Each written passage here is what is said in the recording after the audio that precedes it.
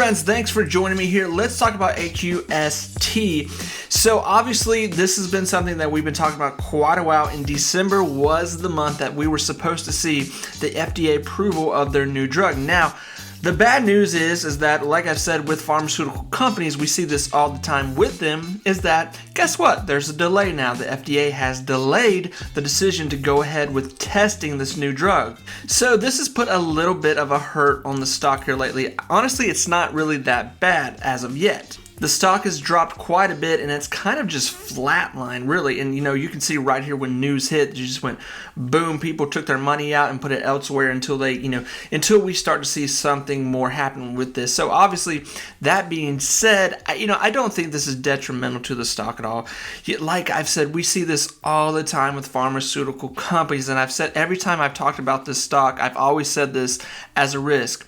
With pharmaceutical companies, they will delay at the last moment. They'll say, hey, we're a go, everything's good, it's a green light, and then at the last minute, guess what?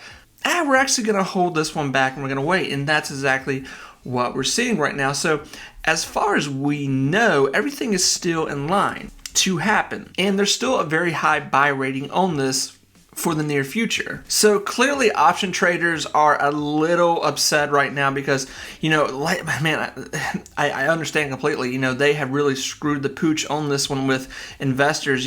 People thought this was going to keep at a $6 mark, and obviously that could still happen here going into the new year. Excuse me if you hear noise in the background. I've got a fire going in my fireplace. It's popping pretty hard here. So really the bad news on top of that right now is that the FDA is saying that they do not have a X date right now for when they can make this happen.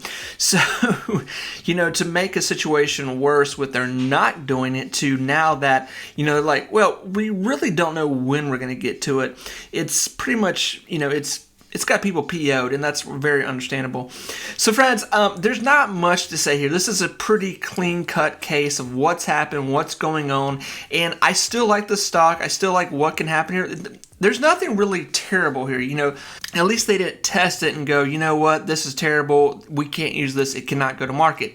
That obviously would have been the worst news scenario. The failure for the FDA to, not do this, that was kind of like a 50-50 shot, I thought, in which we got the bad 50% of it. So I'm still very bullish on this. I still think this is something you really need to pay attention to going into 2022, the new year.